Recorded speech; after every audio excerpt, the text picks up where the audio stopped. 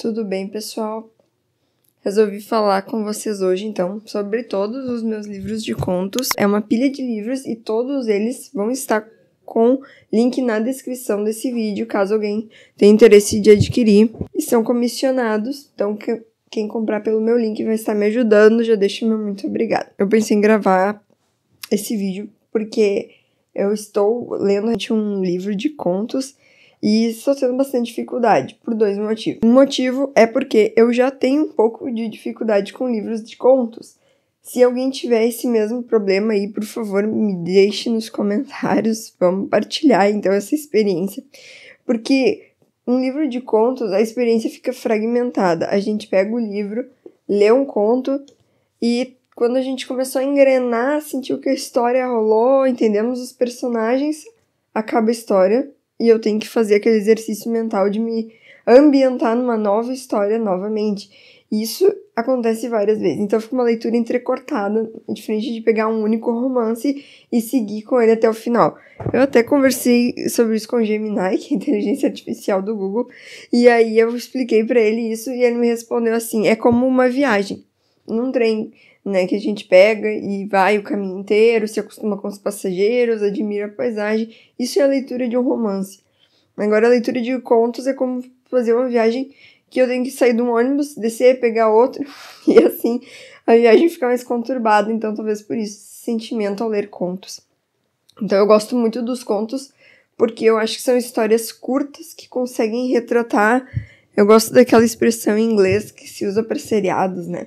Slice of life, né? Pequenas fatias da vida, momentos cotidianos, sem ter que adentrar tanto na história do personagem ou como aquela situação se formou.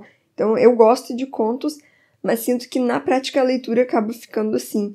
Então, eu acabo terminando um conto e fechando o livro. Amanhã eu leio outro conto, sabe? Então, não é uma leitura que rende muito pra mim por causa disso. E nesse caso, o livro que eu estou lendo é esse aqui, Contos Completos, da Virginia Woolf. Já estou lendo há um bom tempo, eu finalmente estou chegando na metade. Então, assim, quem acompanha o canal sabe que eu fiz esse ano a leitura de Ao Farol, o Passeio ao Farol, da Virginia Woolf. Foi o meu primeiro contato com ela. Eu gostei do livro, embora ele seja realmente diferente de outras coisas que eu já tinha lido, porque ele tem muito fluxo de consciência. Ou seja, a história mesmo, ela não é muita, não existe uma grande narrativa ou grandes acontecimentos. É muito mais o que se passa na cabeça dos personagens, os pensamentos deles em relação ao que está acontecendo, em relação à vida. É um livro cheio de reflexões. Ele é muito introspectivo, assim como eu acredito que fosse a Virginia. Então foi um livro que eu gostei, mas ele traz alguns desafios. Entender em que tempo se passa, quando sai da mente de um personagem para o outro. E nos contos dela, que tem contos de diversas épocas aqui, para mim o desafio só piorou e piorou muito.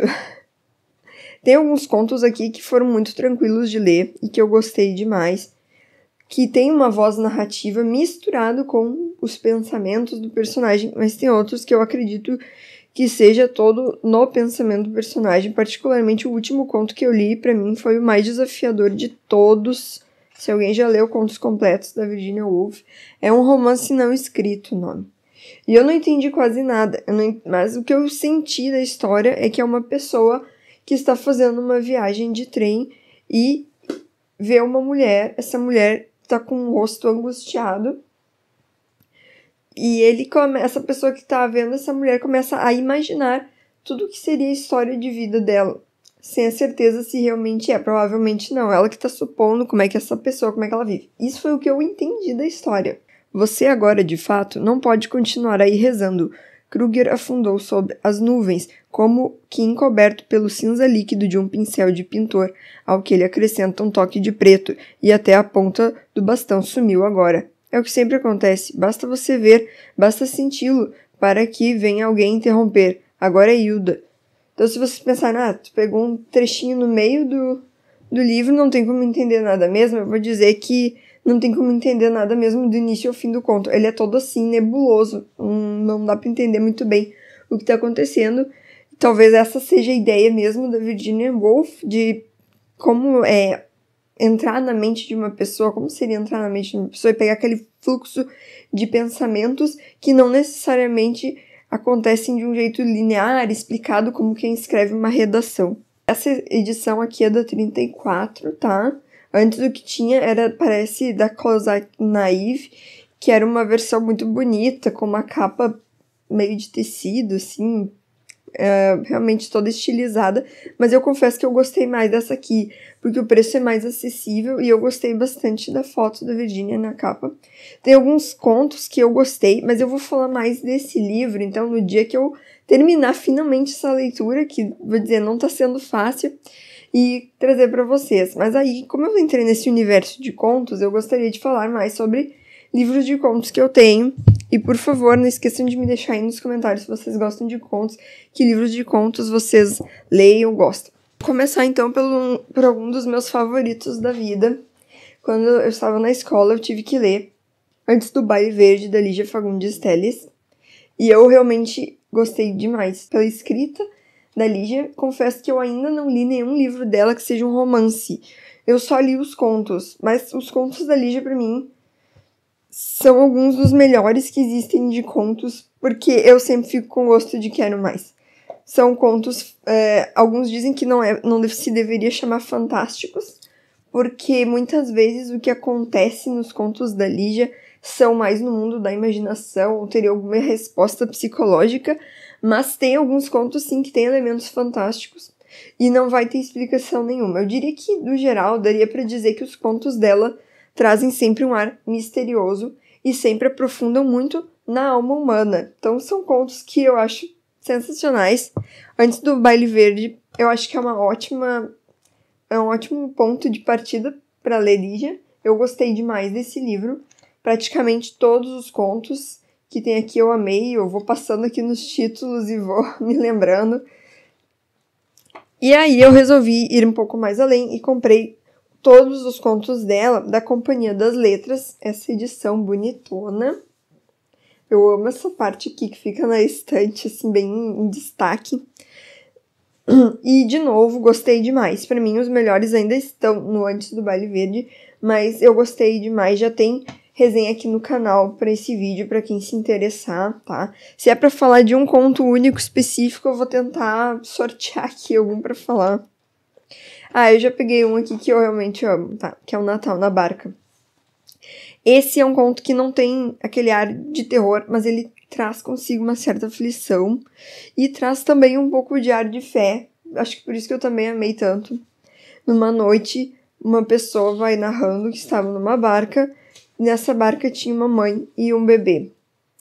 E, de repente, essa mulher olha para esse bebê e presume que esse bebê não esteja bem de saúde, embora a mãe pareça estar confiante. Inclusive, a mãe da criança diz que aquele rio que eles estão atravessando de noite é verde e quente de dia, tão diferente de como ele está agora, frio e escuro. Então, o livro traz todo um ar de esperança, talvez por causa dessa ocasião de Natal também que eles estão vivendo. Então, eu achei realmente muito legal. Se é pra falar de um conto da Lígia, acho que eu escolheria esse, mas é um mundo de contos incríveis. Olha o tamanho desse livro, então eu recomendo demais a leitura. E assim, muitos dos contos que eu tenho aqui comigo, livros de contos, eles entraram na minha vida na época da escola. E eu acho que foi uma boa sacada dos professores, porque às vezes jovens, adolescentes ainda não têm um gosto por leitura, e começar por histórias curtas pode ser uma boa sacada. Então, eu vou comentar alguns que entraram na minha vida na época do colégio, fizeram muita diferença também na minha vida. Um são os contos de Edgar Allan Poe, Histórias Extraordinárias, que são incríveis. Esses são contos de mistério que beiram, assim, algo de terror, algo sobrenatural.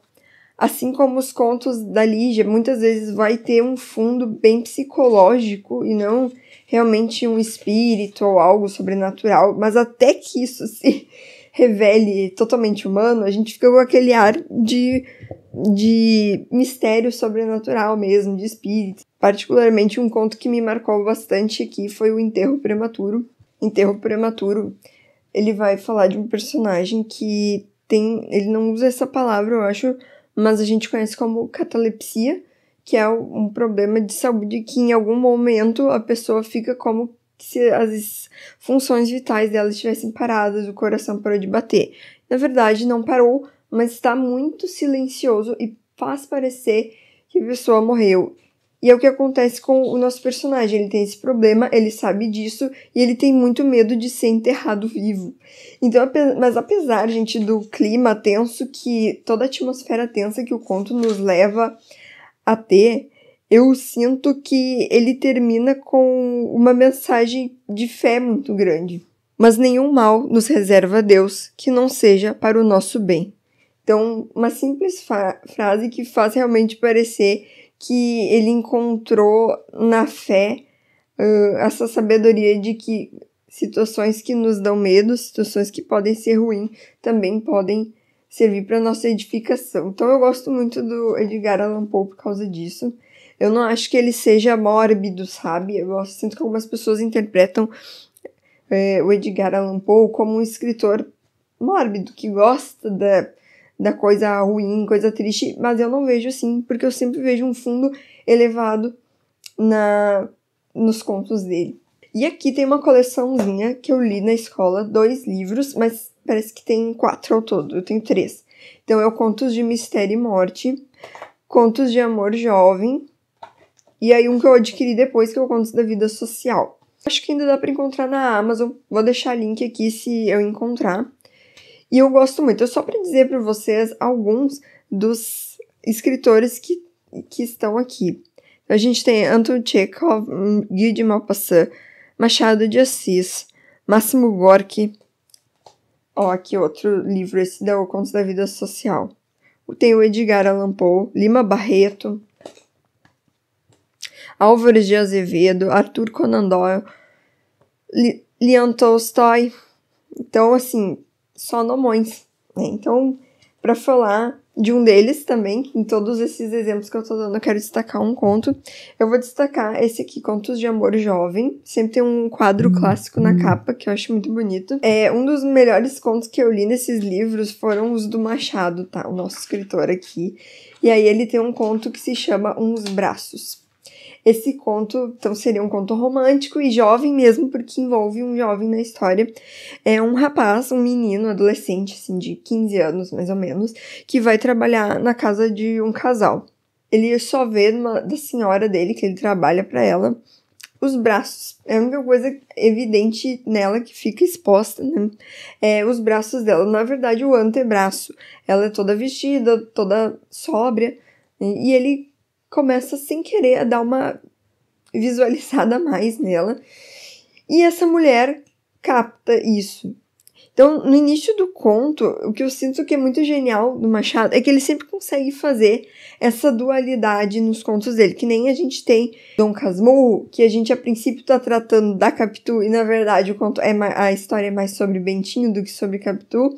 Aqui também a gente começa com esse jovem e ele é fascinado então pelos braços, mas talvez pela pessoa da senhora que ele trabalha. Ele é fascinado por ela, mas à medida que o conto passa, a gente vai percebendo que esse olhar começa a atingir ela. Ela começa como uma mulher adulta a perceber que tem um menino, um rapaz, um adolescente que está olhando para ela.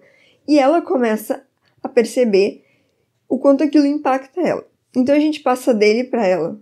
A gente começa, o Machado começa a analisar mais, sai dele e começa a nos surpreender com como ela, como adulta, se sente sendo observada. Então eu adoro o jeito que o Machado consegue trabalhar essas questões humanas com muita profundidade. Tudo parecia dizer à dama que era verdade, mas essa verdade, desfeita a impressão do assombro, trouxe-lhe uma complicação moral, que ela só conheceu pelos efeitos, não achando meio de discernir o que era. Não podia entender-se nem equilibrar-se. Chegou a pensar em dizer tudo ao solicitador, e ele que mandasse embora o fedelho. Mas que era tudo? Aqui estacou. Realmente não havia mais que suposição, coincidência e possivelmente ilusão.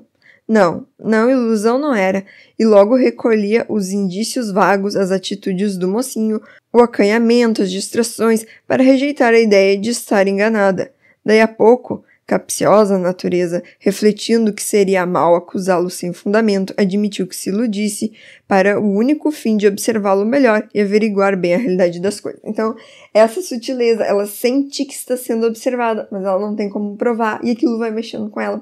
Então, esses textos, assim, gente, eles são contos pequenininhos, mas que trazem, assim, uma infinidade que a gente poderia discutir muito. Agora, trazendo, então, um exemplo de autores daqui. O único que tem vídeo do canal aqui é do Simões Lopes Neto, que eu falei dos contos gauchescos. E eu tenho um outro livro que eu quero ler, que esse também é do Simões Lopes Neto.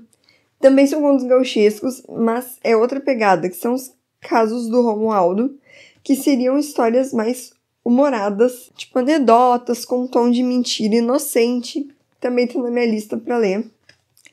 Eu gosto muito de Simões Lopes Neto, mas sempre considero um pouco difícil ler os livros dele, porque, especialmente esse aqui dos contos gauchescos, tem expressões gaúchas muito arcaicas que estão completamente fora de uso, refletem um outro período da nossa história, então às vezes eu tenho uma certa dificuldade, é quase como se eu estivesse lendo um outro dialeto. O Luiz Fernando, filho dele, saiu com uma outra veia. Dizem que hoje ele já não escreve mais esse tipo de conto, né? Mas com certeza um grande marco da nossa literatura aqui do Sul e que está disponível para todo mundo aí.